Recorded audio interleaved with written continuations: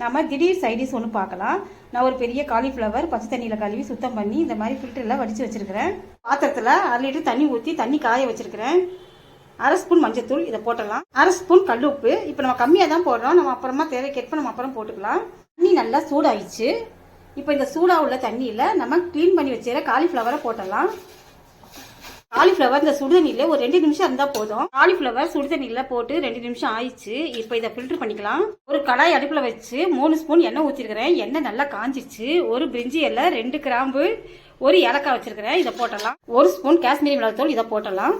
1/2 spoon garam masala இதையும் போட்டலாம். நம்ம காலிஃப்ளவர் வேக வைக்கும் போதே கம்மியாக தான் உப்பு போட்டோம். இப்போ ஒரு 1/2 ஸ்பூன் போட்டலாம். இஞ்சி பூண்டு பேஸ்ட் 2 ஸ்பூன் இதையும் போட்டலாம். ஸ்டவ் சிம்ல வச்சுக்கோங்க. சுடுதண்ணியில் போட்டு ஃபில்டர் பண்ணி வச்சிருக்கிற காலிஃப்ளவர் இதை அதில் போட்டலாம். இந்த மசாலா எல்லாம் காலிஃப்ளவரில் அப்படி கோட்டா வர மாதிரி நல்லா கிண்டி விட்டுக்கலாம். இப்போ சிம்மில் வச்சு 2 நிமிஷம் மட்டும் மூடி வச்சிடலாம். இப்போ 2 நிமிஷம் ஆயிடுச்சு. திறந்து பார்க்கலாம். திடீர் காலிஃப்ளவர் மசாலா ரெடி ஆயிடுச்சு. இது புளி சாதம், லெமன் சாதம், தயிர் சாதத்துக்கு ரொம்ப சூப்பராக இருக்கும். நீங்களும் செஞ்சு பாருங்க. பிடிச்சிருந்தா மை ஸ்வீட்டி சமையலுக்கு மறக்காம சப்ஸ்கிரைப் பண்ணுங்க. தேங்க்யூ.